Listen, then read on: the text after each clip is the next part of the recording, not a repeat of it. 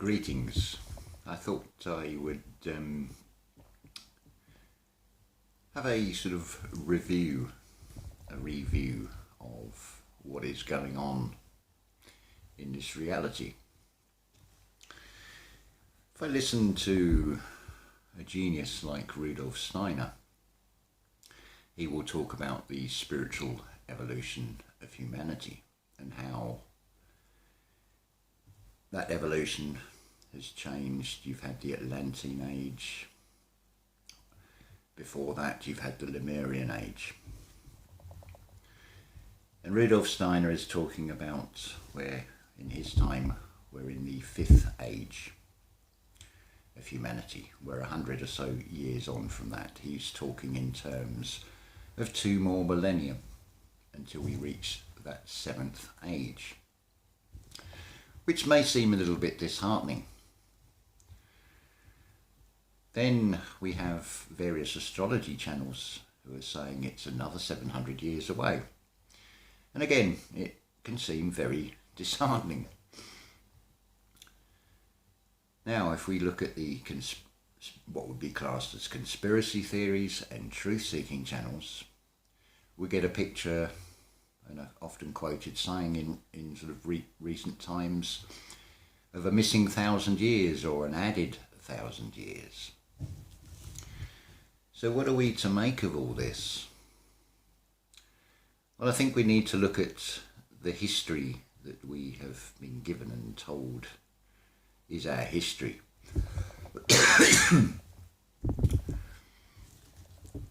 So let's look at, say, the Normandy invasion of the Second World War.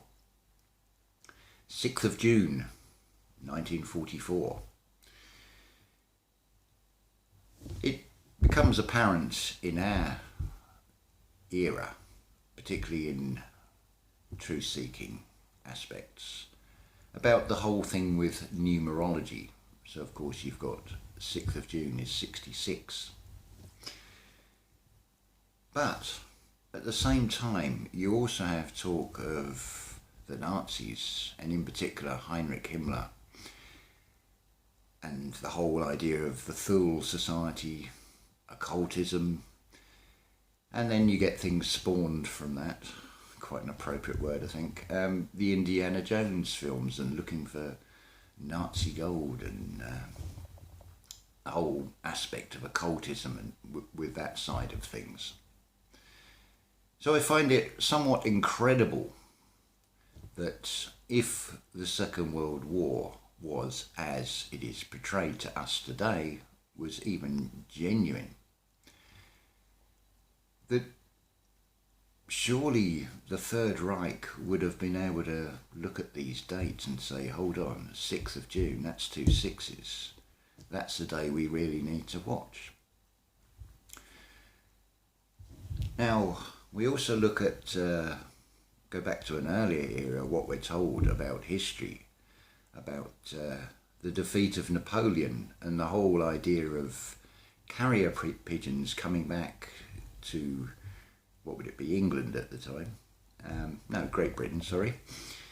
And saying that Napoleon had won, and then everybody's selling their shares in a mad panic at next to nothing prices and all bought up by a certain group.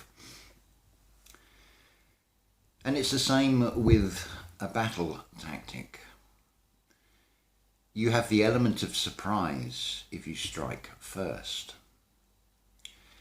It also seems quite clear that there is tinkering with time. After all, we have talk of the Julian calendar, which was changed to the Gregorian calendar.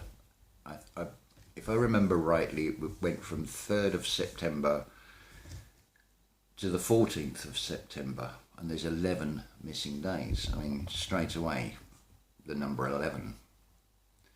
2 towers, 2 temples. So we put all this into the mix. So what if what was being shown by Rudolf Steiner was right, and we're nowhere near this age of Aquarius? But you have those that have kept a secret knowledge of time, because it is certainly very apparent that certain events staged that make the news are done on specific dates with specific numbers.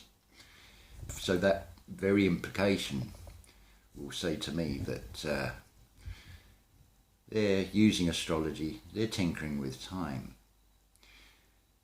What if you can see, you can divine and look at this astrology and think, right, if we want to steer humanity in a certain way, if we wish to influence things and create things, then you would use the same tactic as in a war, where you would strike first.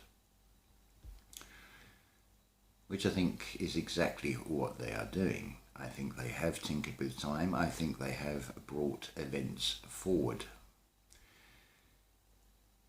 But when you start tinkering with things, say for example, if you were to create a curry and you would add a particular flavour into that curry, it is going to affect and change the flavour of the overall total curry itself. So, when it comes back to what is happening now, which I agree with Sir Rudolf Steiner, it is the spiritual evolution of man that has been brought forward prematurely. And so, by changing the ingredients, changing the flavours, we'll also have an outcome side, which I feel is why we have this spiritual enlightenment happening. And when we could look at this from the point of view of being a single creator or a creative force, and this is all pre-planned, already has been thought out. So really there is nothing to worry about whatsoever about any of this.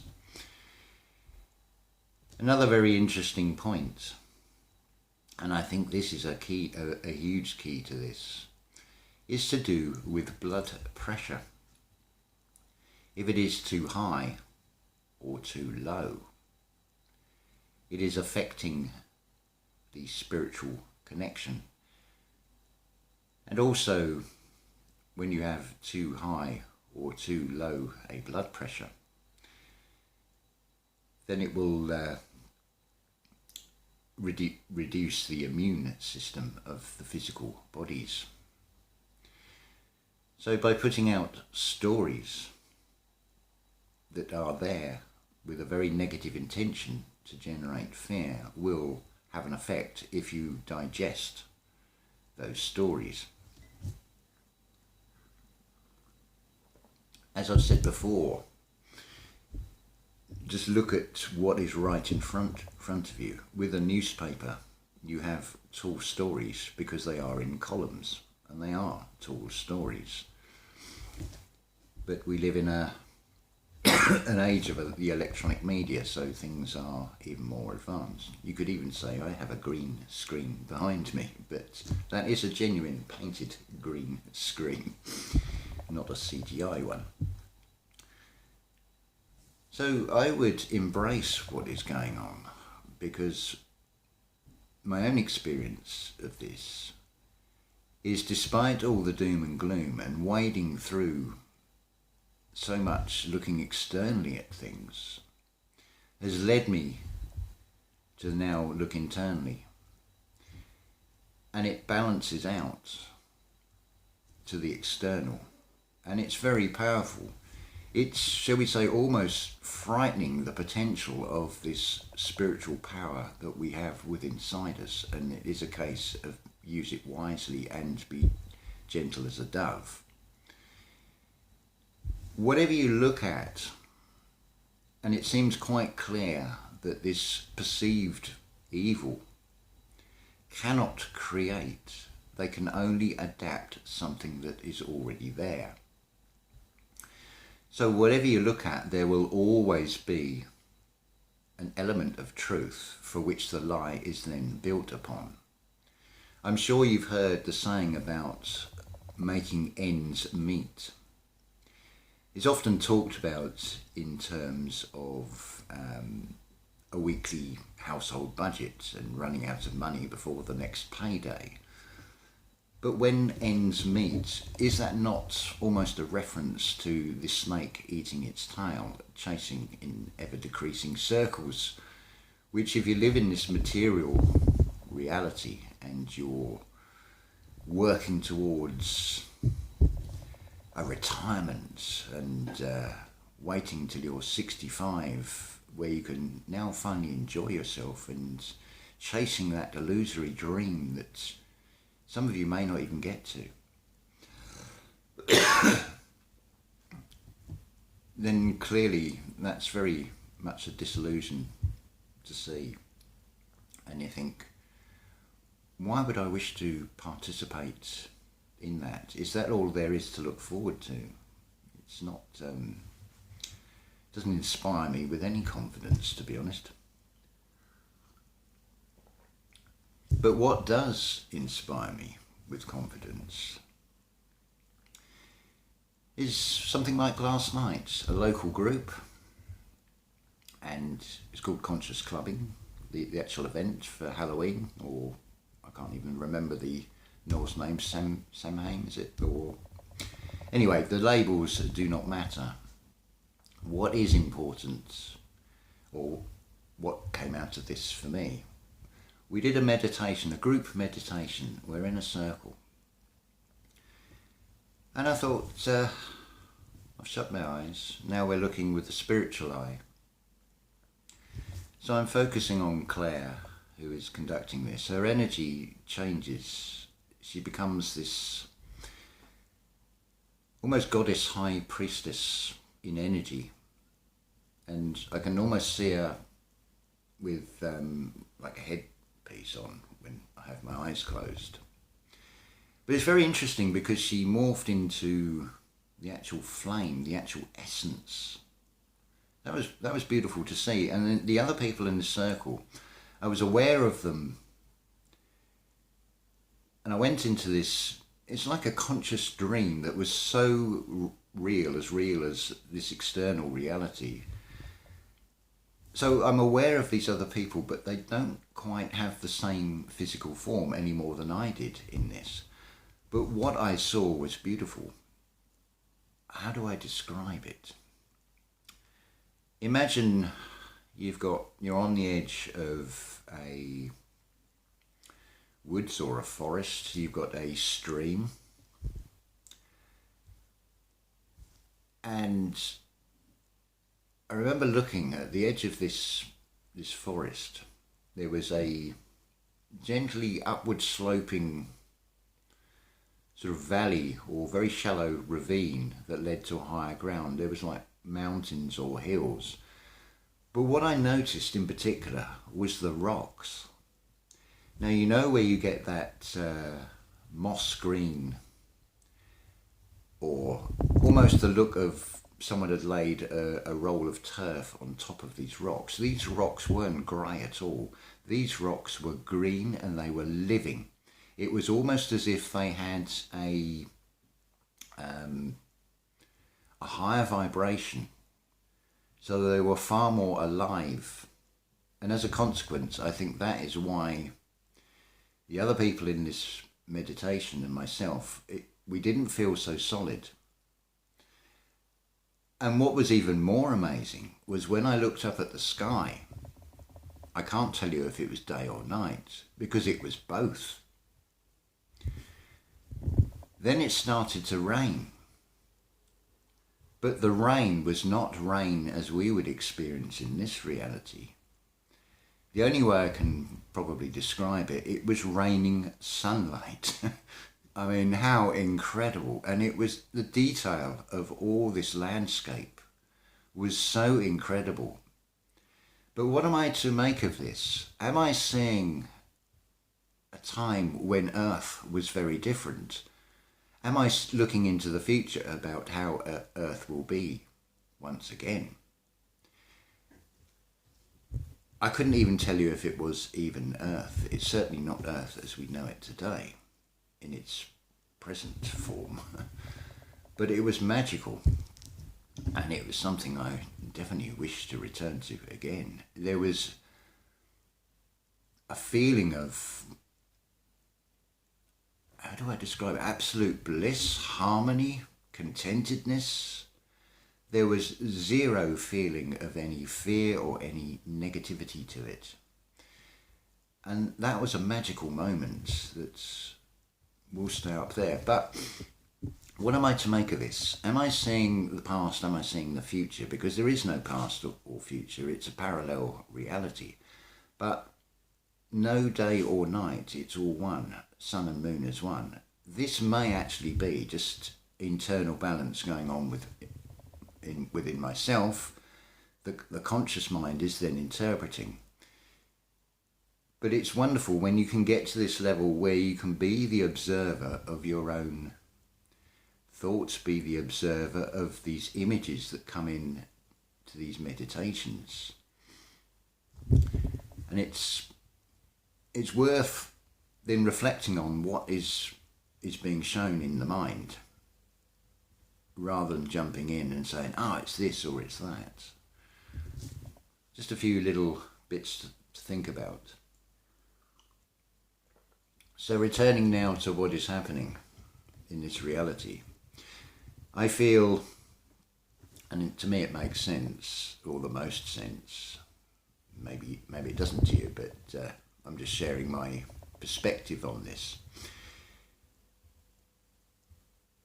The control system has tinkered with time and has brought events forward, just like with a military tactic, just like was done at the end of the Napoleonic War. You strike first, you have the element of surprise. Notice the key word, element. And you divine the future. This is why these royal families and so on class themselves as divine, because they are divining, they are trying to look into the future and influence humanity in certain ways. One moment.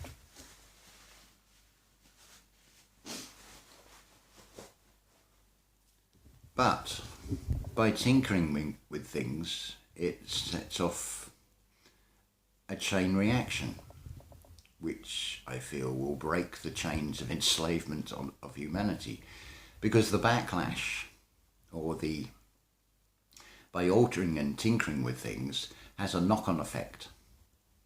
Just like when you throw a stone into a pond, it creates ripples that go outwards. So this entire thing about waking up, awareness, the spark, that sort of inner knowing that something is very wrong, has been intensified. And those of you that are here to be part of that journey of this spiritual evolution, this is why you're seeing and feeling and experiencing so much. If you're feeling, say for example, the more negative things, I've talked about this a long time ago, about night sweats, the ringing in the ears. There's 3 stages to this. First, you have to have an open mind to all possibilities. Secondly, from having that open mind, you will get conceptual ideas, which are worth then following through. And the best way to do that is through meditation. Weigh these things up in the mind, because it's the scales of justice, the scales of Libra, bringing things into balance within oneself. And so a picture will emerge in your mind of what is going on. There's a saying, mirror, mirror on the wall. Well, notice there's 2 mirrors in that saying. I know it's been one of these things that's been talked about in terms of a Mandela effect. Yes, I'm sure that the reality bubble is changing. After all, as far as I'm concerned, it is a matrix. It is a series of zeros and ones. And it's also a series of ones and zeros, as in, say, 10.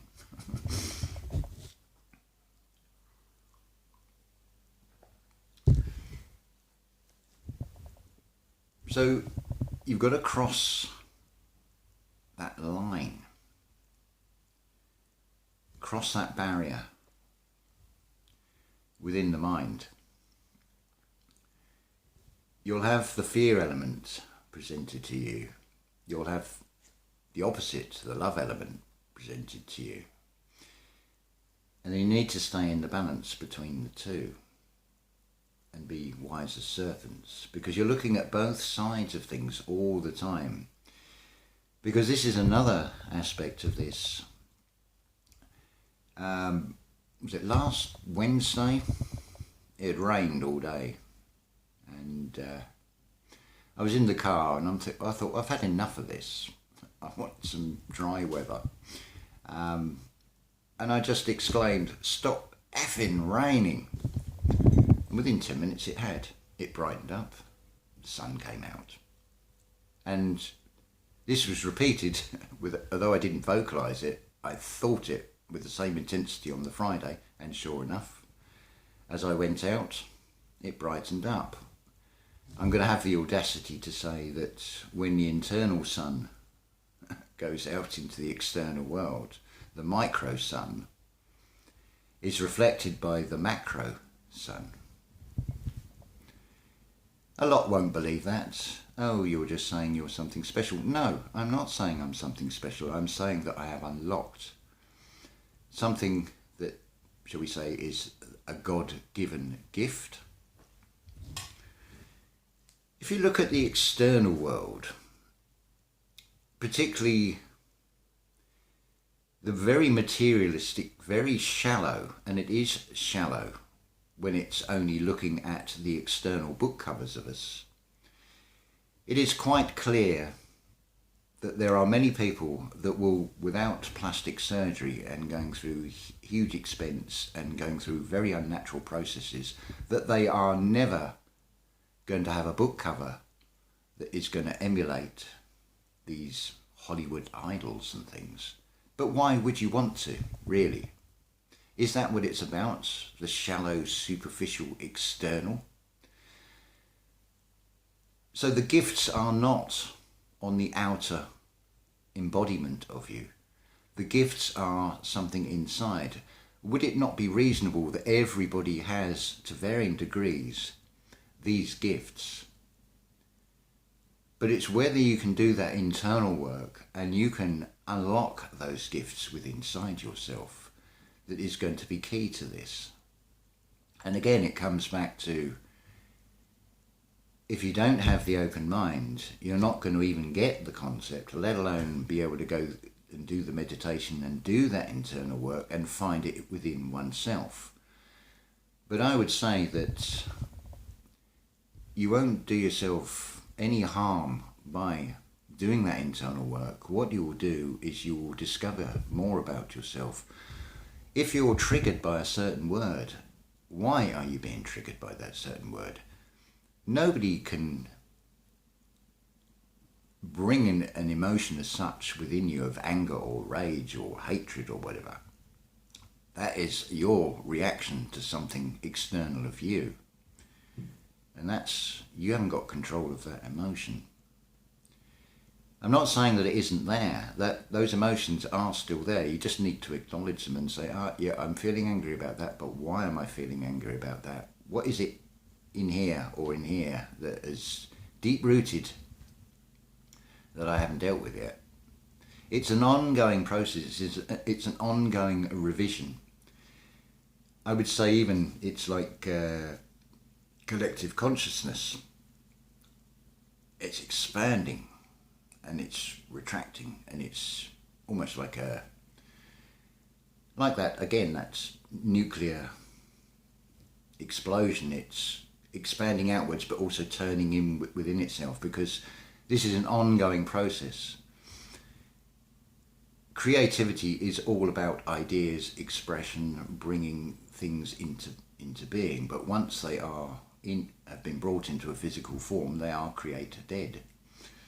They're already created. They may go on to have a life on their own, depending on what you have created, but generally speaking, creativity is all about the idea and the growing of that idea into something. Like a seed will grow into a tree, but it doesn't stop there. That tree will then go on to produce more seeds and things. Right, we're up to 25 minutes, so I think I'm going to stop there. I may even make a part 2, because I don't know how clear I have explained this, because I think this is something to really look at, and then I think this reality will start to make sense as to why things are happening now. So I'll say ta-ta for now, and love to you all, and I'll be back with another video.